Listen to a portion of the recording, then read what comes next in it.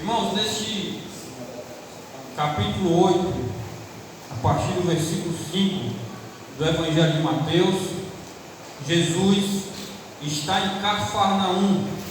Entrou Jesus em Cafarnaum. Uma coisa interessante, antes de nós prosseguirmos no texto, é que Cafarnaum, uma cidade da região da Galileia, ela, embora não fosse tão grande, mas ela era uma cidade de uma certa importância, tanto para as profecias como para a sua região. A profecia que se encontra no livro do profeta Isaías diz que da terra de Zebulon e Naftali, junto ao caminho do mar, além do Jordão, Galileia das nações, o povo que jazia em trevas viu maravilhosa luz. Essa era uma profecia a respeito do Messias, ou seja, Jesus iria passar por aquele lugar. Também no Evangelho de Mateus, no capítulo 9, versículo 1, o livro de Mateus vai dizer que Jesus era da cidade de Cafarnaum. Cafarnaum era a sua cidade. E de fato, Jesus nasceu em Belém, foi para Nazaré e passa uma boa parte do seu ministério em Cafarnaum.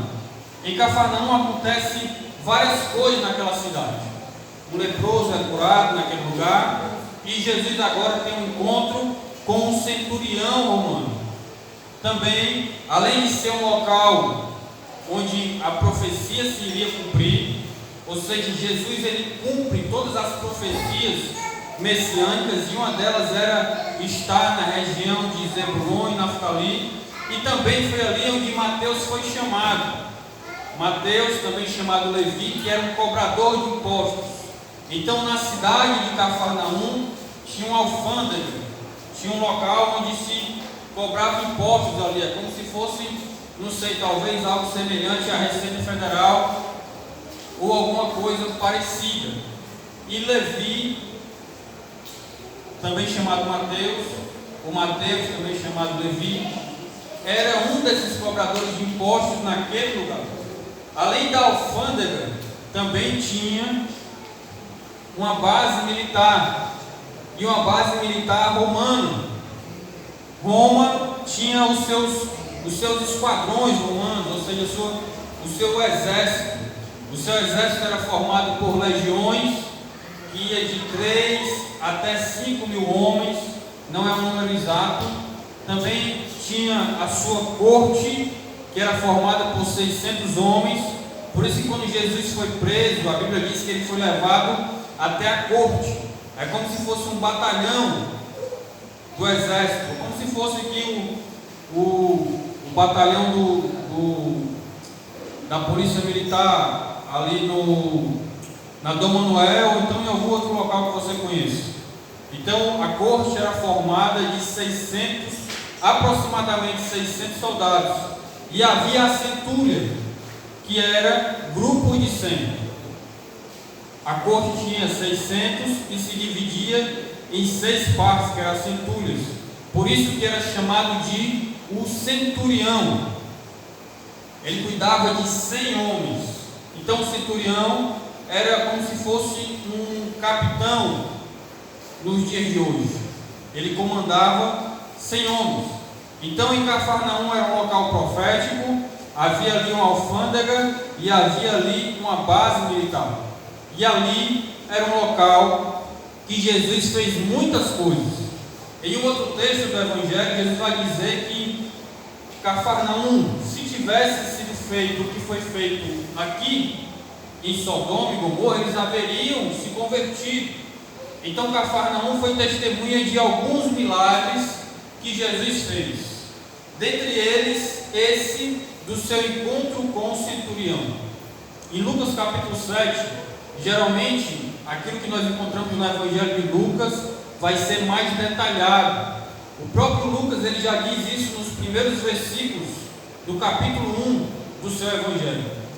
O seu interesse era que Teófilo recebesse as informações da forma mais ordenada, mais correta, para que ele pudesse certeza daquilo que ele estava crendo. Então, geralmente, eu costumo usar a cronologia do Evangelho de Lucas, embora não tenha como se ter certeza exatamente da sequência dessas coisas.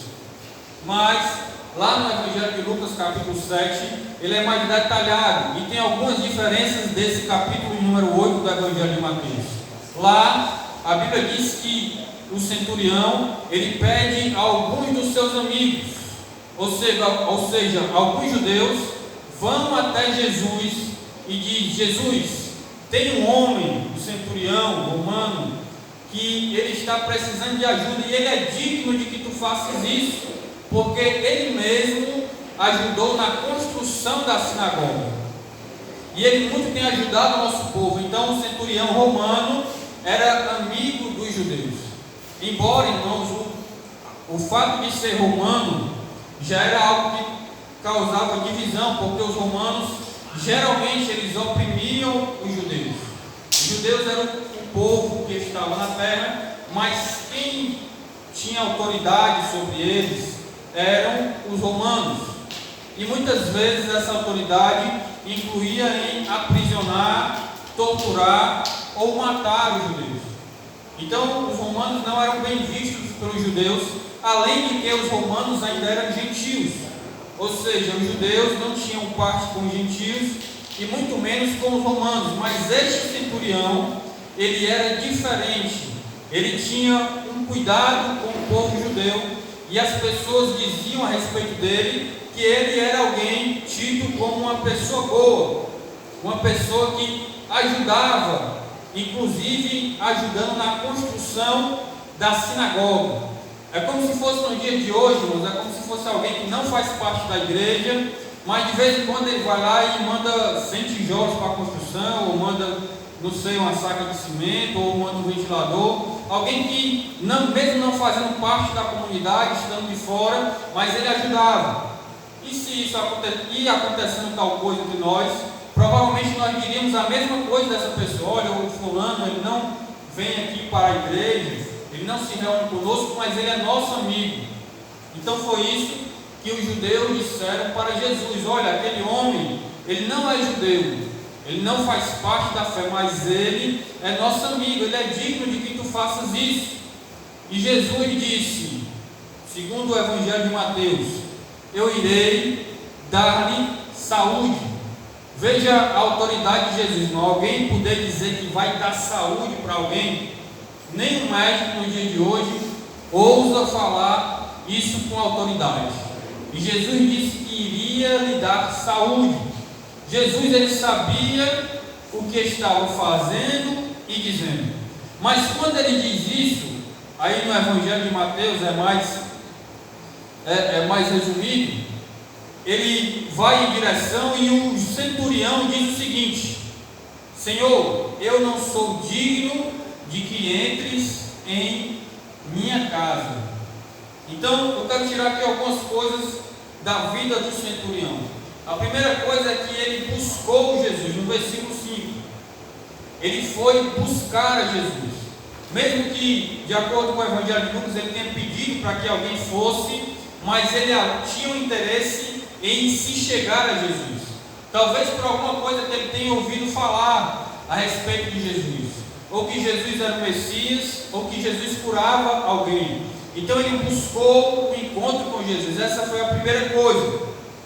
A segunda coisa, talvez sendo mais importante do que o fato de ter ido buscar a Jesus, é que ele se humilhou na presença de Jesus.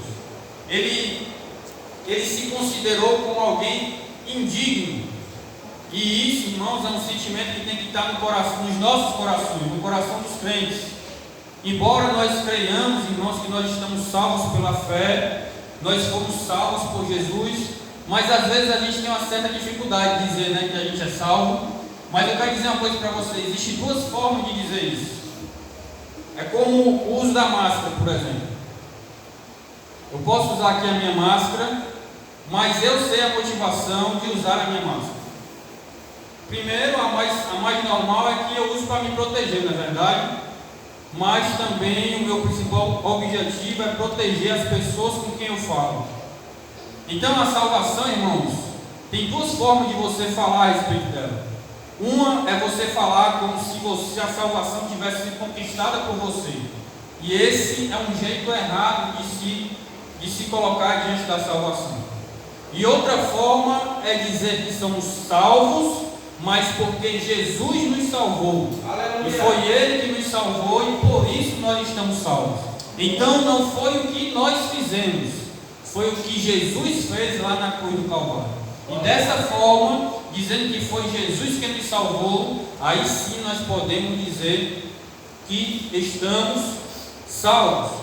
Então, aquele homem, o centurião romano, ele fez o que nós um dia fizemos e continuamos fazendo, se humilhando na presença do Senhor.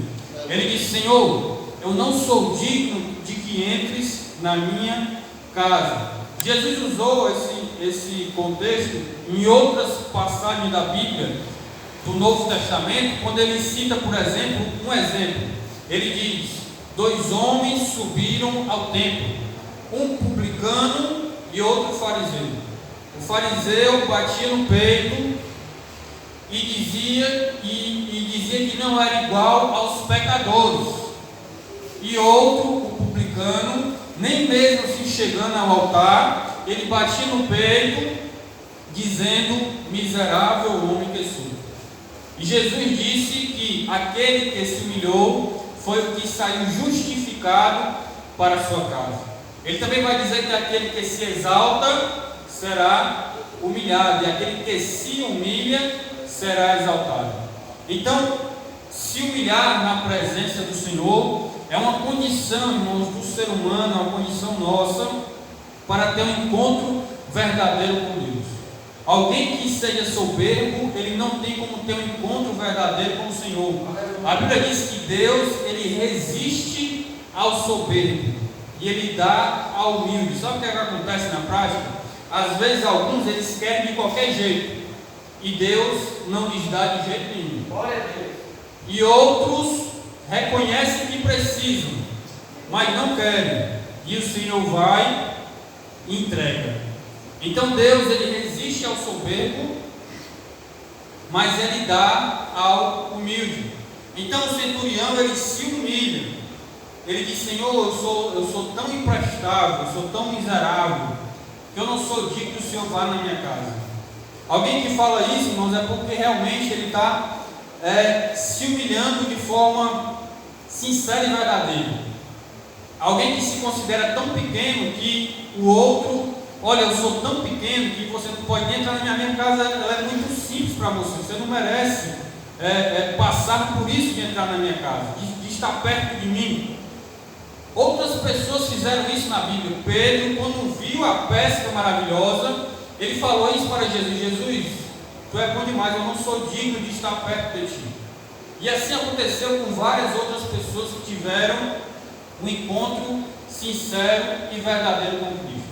Mas eu quero dizer uma coisa importante, irmãos. Quando eu me converti, logo no começo da minha fé, eu ia para a faculdade e uma boa parte da faculdade me conhecia antes de aceitar Jesus. E eu ficava pensando assim: meu Deus, eu aqui andando com a Bíblia, a palavra de Deus, sendo que metade da faculdade sabe que eu não valia nem prestava para nada. E agora eu andando com a Bíblia. Aí eu comecei a pensar: rapaz, eu não vou envergonhar o Evangelho desse jeito. Eu vou parar de andar com a Bíblia, porque eu sou indigno de ser crente.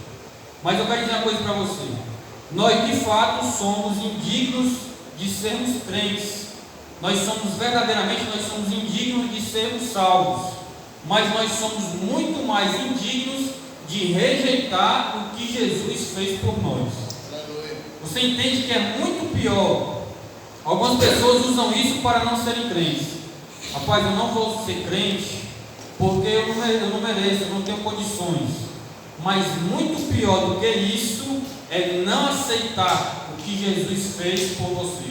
Porque quando você rejeita o que Jesus fez, é como se Jesus tivesse ido até a cruz, passado por tudo aquilo e não servisse de nada, porque você não aceitou o que Ele fez. Então é muito mais indigno rejeitar o convite de Cristo do que aceitá-lo. Nós somos indignos, Mas mesmo assim, nessa indignidade nossa, nós temos que aceitar aquilo que Jesus fez por nós, lá na cruz do Calvário. Porque Ele foi lá para que se cumprisse a palavra do profeta Isaías, capítulo 53, que diz que o castigo que estava sobre Ele nos trouxe a paz. Então o centurião, ele entendeu isso. E ele disse: Senhor, eu não sou digno de que entres na minha casa. E Jesus, no versículo 8, ele ouviu o centurião lhe dizer a seguinte palavra: Senhor, basta uma palavra tua, porque eu também tenho pessoas de quem eu tenho autoridade sobre elas. Se eu disser a um dos meus servos, vai, e ele vai. Se eu disser, vem, ele vem. A autoridade de um centurião, irmão, sobre um soldado era tão grande, que se ele dissesse para o soldado: soldado, lança-te sobre esse homem, ou sobre esta mulher, ou ainda mais, lança-te sobre essa criança, e o mata, o soldado faria aquilo sem perguntar o motivo, porque o centurião tinha autoridade sobre os seus soldados. Então o centurião entendia de autoridade, ele sabia a autoridade que Jesus tinha. Então a segunda coisa que o centurião fez foi se humilhar. Ele buscou e se humilhou. Mas a terceira foi crer na autoridade de Jesus. E nós sabemos que sem crer, se nós não crermos, a Bíblia diz que Jesus, ele veio ao mundo para que todo aquele que nele crê não pereça, mas tenha a vida eterna. Então, além de buscar, além de se humilhar, crer é uma condição que não pode ser negociada para que nós sejamos salvos. Ou seja, é necessário crer. E como já falei em um outro momento, quando a Bíblia diz crer, ela está ligada, essa palavra está associada a obedecer. Esse crer não é como nós entendemos no nosso português, que simplesmente a gente diz que crê. Não, o fulano crê, eu creio. Todos nós dizemos que cremos, mas quando isso é colocado de acordo com as nossas vidas, nós percebemos que muitos que dizem crer não obedecem. Então o crer está literalmente associado a obedecer. Se alguém diz que crê, mas não obedece, o crer que ele está dizendo fazer não é o mesmo crer que a Bíblia nos mostra, porque o crer da Bíblia é obedecer. É como eu uso uma comparação, um exemplo. Ali está o irmão Walter e o Evanilson ali na galeria do cima. E pertinho deles tem um ferro, dentro desse ferro tem um fio. Inclusive, como eu conheço uma boa parte da igreja, bem ali no meio tem um fiozinho descascado ali. Eu pergunto, aqui as luzes estão acesas. Todos nós acreditamos que está passando energia nesses fios, não é verdade? Não é assim? Todos nós acreditamos, nós estamos vendo na luz, não é isso? Eu pergunto, quanto de nós teria coragem de ir lá naquele fiozinho descascado e grudar o dedo lá? Alguém tem essa coragem? Alguém está disposto a fazer isso? O Renan está levantando a mão? Não, né? Por que nós não fazemos isso? Porque nós temos a certeza, a convicção, nós cremos que está passando energia. Então, quando eu digo que eu creio que Deus é poderoso para me salvar e me levar para a eternidade, para a Nova Jerusalém com Ele, e quando eu digo que eu creio que Deus é poderoso para lançar a vida, a alma no inferno, e ali haverá choro e ranger de dentes, se eu digo que eu creio que Deus é poderoso para fazer isso, mas a minha vida não é condizente com isso, ou seja, eu roubo, eu adultero, eu minto, eu me prostituo, eu faço todas essas coisas, é porque na prática é como se eu estivesse dizendo que eu acredito que está passando energia e eu tacando o dedo no fio descascado. Você já ouviu aquela gíria que o pessoal fala assim: rapaz, o fulano ali é um fio descascado? É mais ou menos isso. Ele crê, diz que crê, mas vive como se não cresce. Então, meu irmão, se lembre, toda vez que você for pecar, se lembre que ali você está tocando num fio desencapado, num fio descascado. E é bem provável que vá levar o quê? Um choque.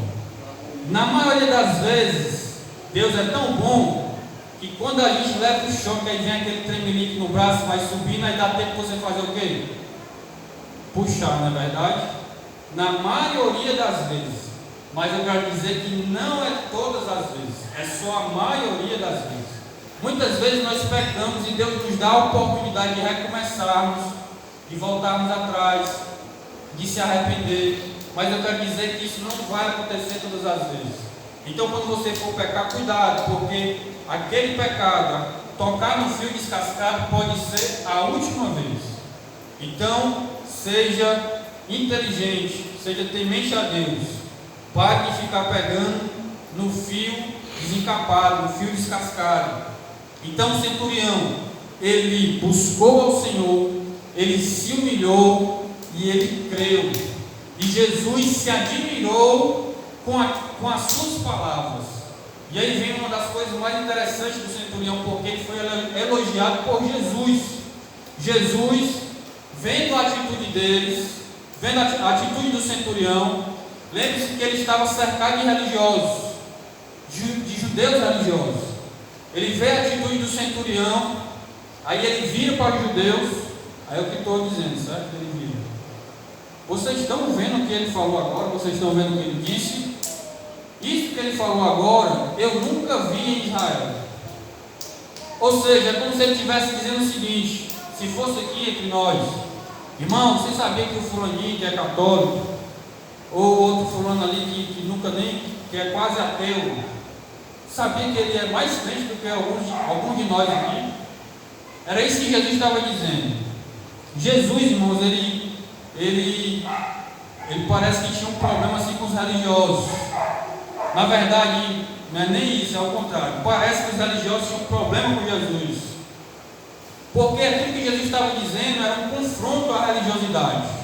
Imagine, irmão, Jesus chegar numa igreja, fazendo uma comparação. Jesus chegando numa igreja e dizer: olha crentes, olha evangélicos, sabia que eu encontrei uma pessoa ali fora agora que ela é mais crente do que todos vocês aqui dentro? Sabia que eu encontrei uma pessoa ali fora que ela se comporta melhor do que vocês, que a fé dela é maior do que a sua? Então Jesus estava confrontando os religiosos, e Jesus fez isso várias vezes. É por isso que às vezes tem um medo de ser religioso. Saiba que ser religioso pode se tornar um pecado, sabia disso? Sabia que vir à igreja pode se tornar um erro? Como assim? Você está recebendo informação, você está recebendo a palavra de Deus, e isso lhe dá mais responsabilidade para fazer o que é certo.